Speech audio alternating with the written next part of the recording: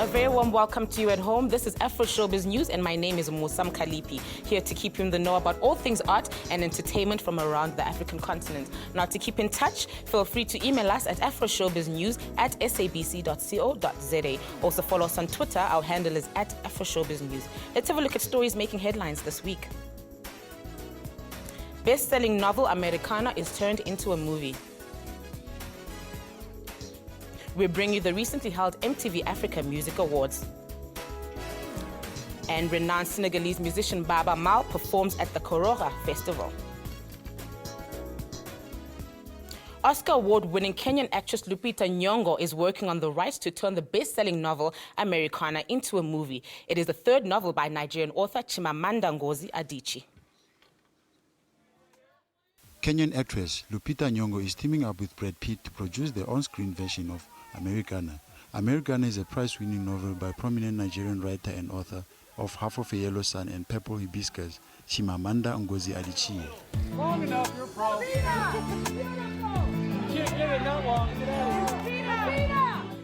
Americana tells the story of a young Nigerian couple, Ifemelu and Obenzi, who leave their military-ruled country for the West. While the academically successful Ifemelu goes to America, Abinzi leads a risky, undocumented life in the British capital, London. 15 years later, they are able to reunite in a newly democratic Nigeria. The novel has received a number of awards, including the 2013 National Book Critics Circle Award for Fiction and the Chicago Tribune 2013 Heartland Prize. It has also featured as one of the New York Times 10 Best Books of the Year and a Washington Post Notable Book and a Goodreads Best of the Year pick. It has been 15 years since the release of the movie Zulu. The movie tells the story of the 1879 battle between the British Army and the Zulu warriors. To mark this milestone, a gala was held in London to celebrate its anniversary. Damn funny. Like a train. The iconic 1964 film was directed by Cy Entfeld and starred Stanley Baker and Michael Caine. It tells the story of the 1879 Battle of Roker's Drift between the British Army and the Zulu warriors in South Africa. Entfeld's daughter Susanna Oliver attended the gala and had these thoughts. It's the human story, really. It's not just about a battle, which obviously is a big story in itself, but it shows the pathos of the battlefield, really, and the bravery of the Zulus as well as the white soldiers as well. I mean, it was bravery on all sides. The film has been digitally remastered and the screening is also aimed to raise funds for the following charities: Walking with the Wounded, Centre Bell and David Rattray Memorial Trust. Representing Zulu royalty, Prince Mangosuthu Buthelezi flew to London to attend the event. He played his own grandfather's part of King Cetshwayo Kampande in the movie. It was a lot of fun because I didn't ask for it. They asked me because they said they noticed the resemblance between me and my great-grandfather, the king. Entertainment on the red carpet was provided by the Zulu choir Amabuto and the ceremonial guards. Upbeat musical Women in Singing is currently taking place at the Playhouse in Durban. The production focuses on women who have been abused spiritually and physically.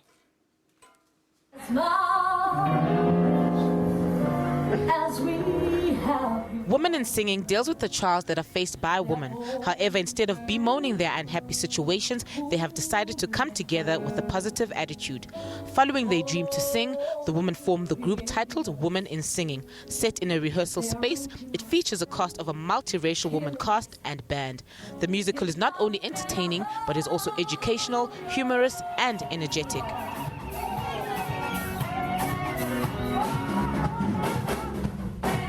The show reminds the viewer that there is a need to keep getting the message across that women are entitled to respect and equal opportunities that their male counterparts enjoy. The play also aims to inform all women in society of all the opportunities they have, as well as teach them about their rights now that we are in 20 years of democracy.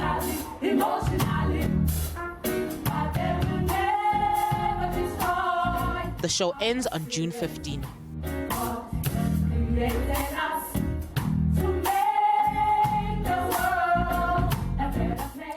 Sive Nkukwana is one of South Africa's young motivational speakers. She recently held a youth leadership seminar in Johannesburg. She now joins us in studio for a discussion on more of her projects. Hello and welcome to AfroShowBiz News. Thank you so much. You're welcome. Now, Sive, tell us a bit about some of the projects that you have been involved in. Well, I am the founder of a non-profit organization called the Sive Hope Foundation that I started when I was 19 years old back in 2010.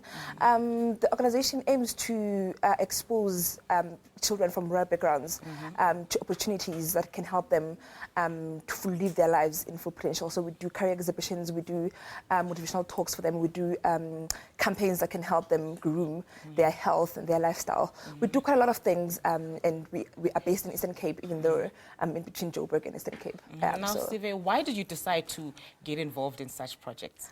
Well, I was really inspired by where I come from. I come from a very small village in the Eastern Cape called Kwanzume, in a small town called Etsomo, where education was not anything fashionable because of the circumstances that people live under. You know, people want answers to their problems right away. They want answers to education, to school uniform and everything right now, and they felt that education was a long-term answer to their goals. So I thought, let me do something to change the way people live, to change the way that people think, so that we can breed a generation of of people who know that the only answer to poverty and the only way we can change poverty is if we invest in education. So that's how I really started with the foundation. All right. And what are some of the recent projects that you are involved in presently? I was recently invited to go speak at a youth leadership conference that was arranged by the Fool's Band Foundation, in connection with the Norway Embassy, which was very, very, very, I think, impactful for young people, because a lot of young people need answers to life. A lot of young people want to know information more than anything. And I think more than anything, young people want to be exposed to information.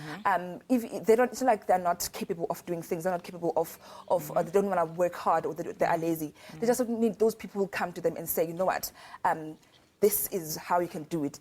Actually, you can do it. You have all the power. I always say that young people are not useless. They are just useless. Yeah. Now, Sive, what are some of the core issues that you tackle, like the most important issues that you tackle during these seminars? Well, we can't really ignore that there are so many social ills in our communities, in our societies right now.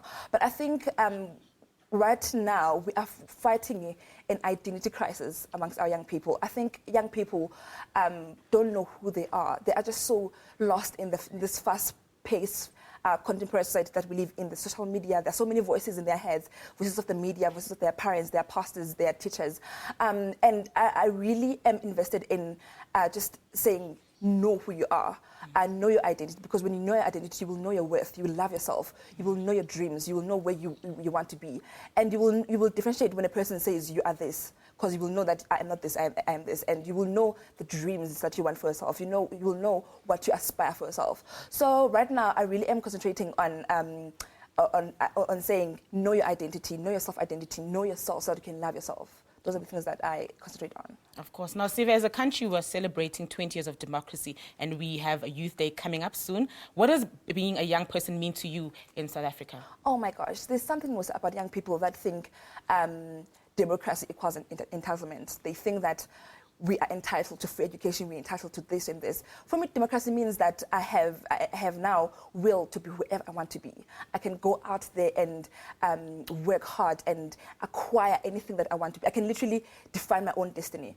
I feel right now I live in a time where it is so exciting for me, because I am part of people who will shape our society. I get very excited because every time I speak or I go visit schools or whatever, I'm always called the Oprah of tomorrow. And actually thought to myself, actually that wouldn't be a bad idea. And I think our country right now allows me to be whatever I want to be. All right, now briefly, Sive, what is your message to the youth out there? My message to the youth out there is that know yourself, love yourself. A lot of young people want to say, oh my gosh, my first love was Tabo, my first love was blah, blah, blah, blah, blah. I say that your first love should be with you. Because when you love yourself, you will know your worth, you know. Yeah, and also, watch what you feed yourself. Watch what if you don't feed yourself negativity. Don't feed yourself, I'm not worth it. Know that your background doesn't determine your destiny. You can be whatever you want to be. Okay, thank you so much for joining us. Having me. Thank you so much for having me. There was Siva talking to us about her work and what it means to be a young South African. The Goodman Gallery in Cape Town will be presenting a solo exhibition by photographer Jabulani Lamini. The Free State-born artist has titled his exhibition, Umama. The exhibition pays tribute to mothers and explores the challenges faced by women raising their children on their own in South Africa. The collection of intimate portraits raises questions about the different roles of mothers in the country. Lamini celebrates the role of single mothers in society, but also recognizes their challenges. Some of the portraits include that of young men raised by single mothers. The artist considers what it means to become a man in a house without a father. He has since been the recipient of numerous awards, including Pro Photo Awards, Fujifilm Southern Africa Photographic Award, as well as the Edward Reyes Mentorship Award, which seeks to help promising young photographers develop their work through mentorship by professional photographers. The remains of South African short story writer, journalist and activist Nat Nakasa will soon be returned home. He left South Africa in 1964 and died in exile in the United States of America a year later. An American law firm is waiting to hear whether the remains of writer and journalist Nat Nakasa will be returned home. The repatriation request has been taken to the U.S. Supreme Court. The ruling is expected before the end of next month. Nat Nakasa was a South African journalist who died in exile at the age of 28. He had a brief but dynamic career characterized by his journalistic courage and integrity. In 1964, Nakasa left South Africa for the U.S. to take up a Nieman Fellowship at the Harvard University. He died in New York in July 1965 at the age of 28. Nat wrote for Drum magazine and became the first black columnist for the Rand Daily Mail. He founded the literary journal The Classics before leaving South Africa.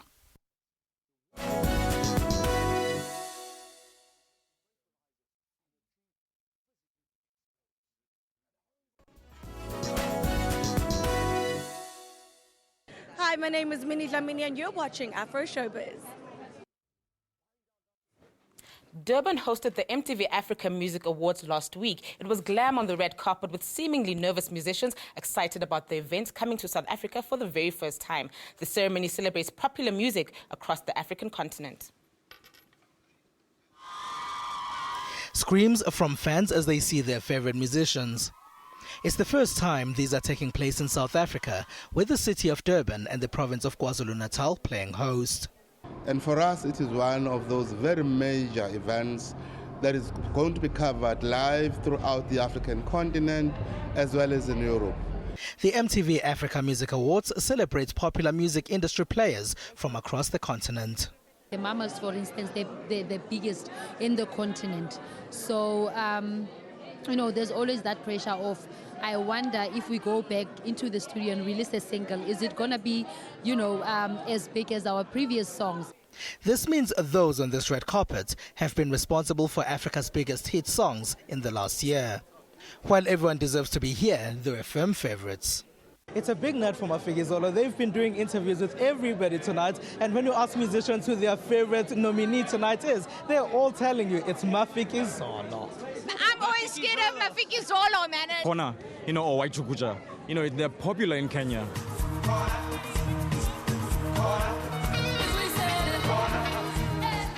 Mafikizolo was rewarded with 2 trophies on the night, one for the best group and another for Africa's most popular song. Despite being another firm favorite and walking away with the Best Album award, David O from Nigeria believes he needs to work harder.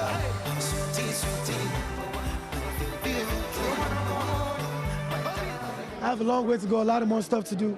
I'm just happy.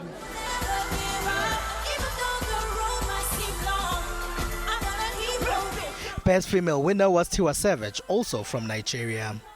I'm just arriving small by small, as we say in Nigeria. Apart from African musicians, other performances came from Moroccan-born American rapper French Montana, American R&B singers Miguel and Trey Songz. I love African music. African music is at the root of all music, you know, so it's a pleasure to be here, pleasure to be appreciated for my music, and a pleasure to be amongst so many other musicians that are talented. And Miguel says he would like to incorporate what he's found at the Mamas. I'm still learning about a lot of the artists and the music here, and you know, the rhythms and the sounds that are based on the regions in Africa, but also have kind of been modernized and brought to, you know, the masses here. So I'm trying to figure out how to include that in my music as well.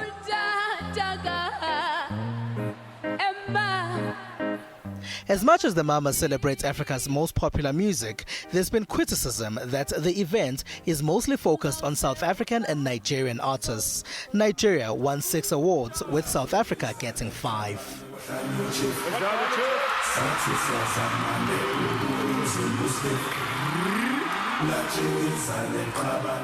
Talented South African entrepreneur, poet, vocalist, and actress has made her mark in the local entertainment scene. As a young artist in South Africa, Naima Mle has shared platforms with a number of acclaimed musicians. Now it is Youth Day. Now that Youth Day is upon us, she's here to talk to us about what it means to be a young artist in the country.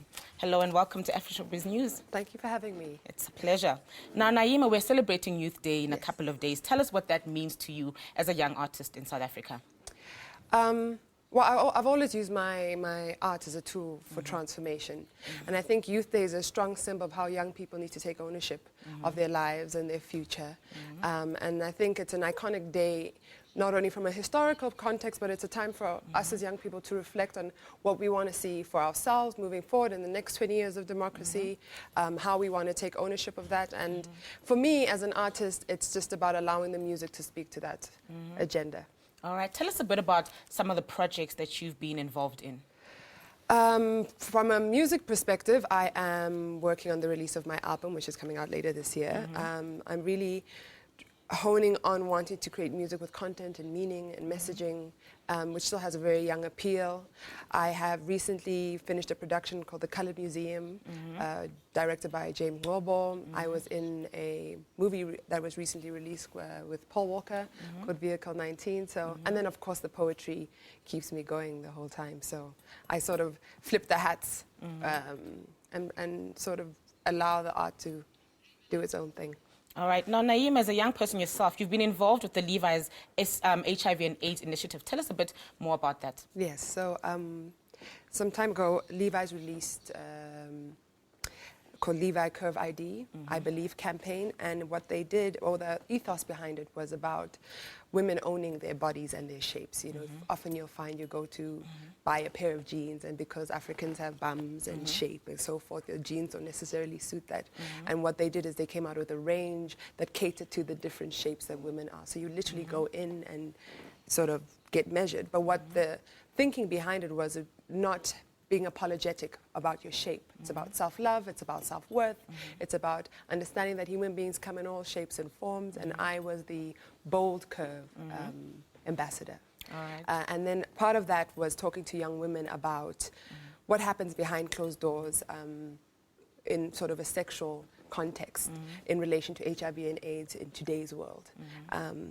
So we had quite intimate conversations with young women, giving them an opportunity to share their stories, to share their concerns, to deal with the real dynamics. I think when everything is sort of above board and in the front line, we don't really get to unpack the intimate issues that we engage when dealing with that issue. So I found it very powerful and educational, just from understanding the diverse experiences the young women go through. Power dynamics that play out, and how we need to remove the silences. Because the more people share, the more they learn, and the more they feel like, oh, there are other people going through the same experience as I am. And then feel confident enough to engage the issue, you know. So. But now, how did you get involved with this? How were you approached for this? I was called in. I think, you know, it's a long journey, this entertainment world, and you sort of make your mark bit by bit, and I had been identified as somebody on the sort of up-and-coming scene. And because I'm passionate about social issues, I'm passionate about young people, I'm passionate about young women, and I'm passionate about taking ownership of our lives. And I've always sort of built that into whatever I do, and that was recognized, so then Levi's then approached me to be an ambassador. All right. Now, what have been some of the challenges that you have faced as a young musician in the country? The difficulties come with the fact that we're dealing with a commercial world, right? And so there's a lot of gatekeeping around what is commercially relevant and what's not, and what's hot right now and what's not, and still wanting to retain your sort of creative integrity, meaning, and messaging around that. So I often find I'm having to bang down. Unfortunately, that is where we'll have to leave it. I do apologize for that. No problem. All right, that was Naima Mle talking to us about Youth Day and her work. The 35th Durban International Film Festival has announced its opening film titled Hard to Get from first-time feature director Zine Dooley. It was produced by Junaid Ahmed and Helena Spring. The film tells the story of TK, a young womanizer from a small community who falls for a sexy young thief named Skits. Lured into the criminal world, TK realizes that his best bet is to trust her and hang on to her. The action romance explores love in a very specific context of contemporary South Africa. It also explores how scary falling in love can be. However, it carries the message that love is worth fighting for. The two leads are played by Tisiwe Zikubu and Palens Dladla, who have both made their mark in the local television scene. The Durban International Film Festival takes place in July. More than 200 theatrical screenings and a full seminar and workshop program are on the lineup. An Eastern Cape produced documentary titled Waterless Flower has reached the final of a Spanish film festival. The documentary was selected as a finalist this Tuesday. Waterless Flower was chosen among other entries from across the world. The documentary was the only South African movie to reach the final stage of the international film competition. It will compete against films from India, the United States and Canada in the We Art Water Festival. It is based on the story of orphan children living with their elder sister.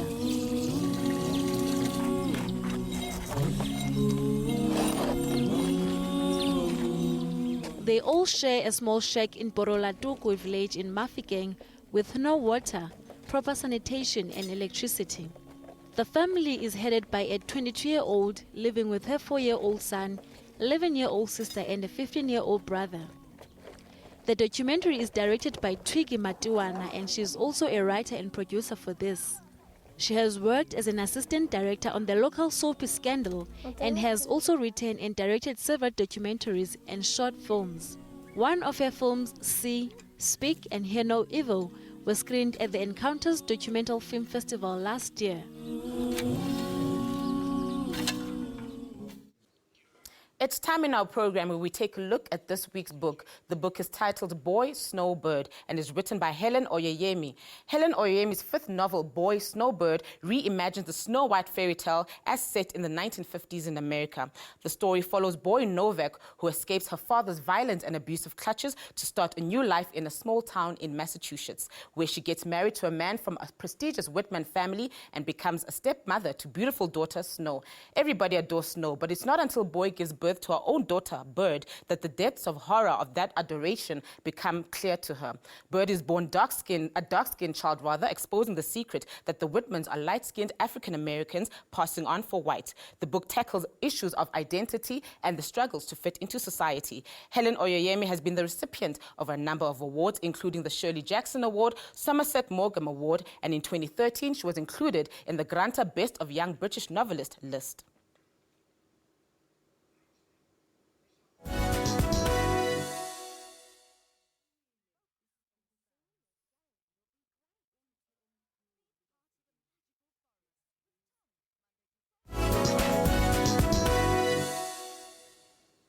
Renowned Senegalese musician Baba Mal performs at the Koroga Festival in Nairobi, Kenya this weekend. It will be his first time to perform at the event.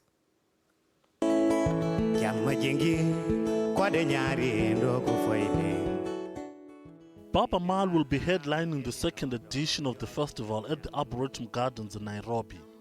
Kenyan musician Chris Adwa and the Villagers Band, Aaron Rimbui and Eric Wainawina will be setting the stage for Baba.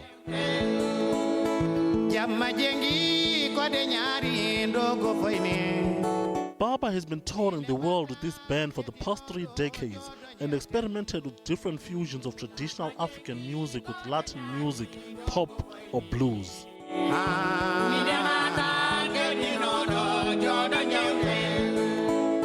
Baba is also known for his personal commitment for peace and social concerns and his ambassadorship at the United Nations for Development.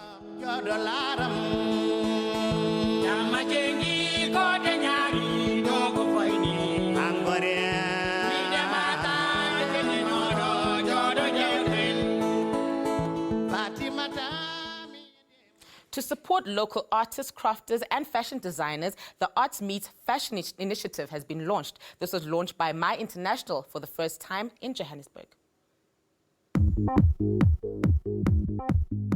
My Arts International is hosting the Art Meets Fashion Joburg at the Constitution Hill in Johannesburg for the first time. This event seeks to give an opportunity to local visual artists, crafters, models and designers to showcase their talent. The event also gives entrepreneurs in the creative sector an opportunity to network with other entrepreneurs from different fields. It will incorporate arts exhibition, craft market, fashion, modeling workshops and creative business expo. The modeling workshop started on Friday with the aim to give the youth who are interested in modeling and fashion free information on the industry.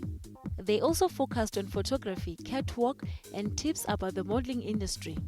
This initiative by My Arts International wants this event to serve as a platform to nurture young disadvantaged artists.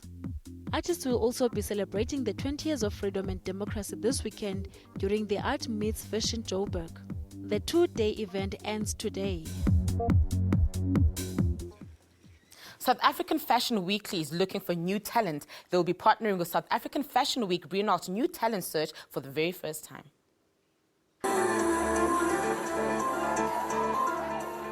The new talent search will provide designers with the opportunity to use their creativity and build their brands. This year, the program will focus on creativity and producing designs that can inspire other designers.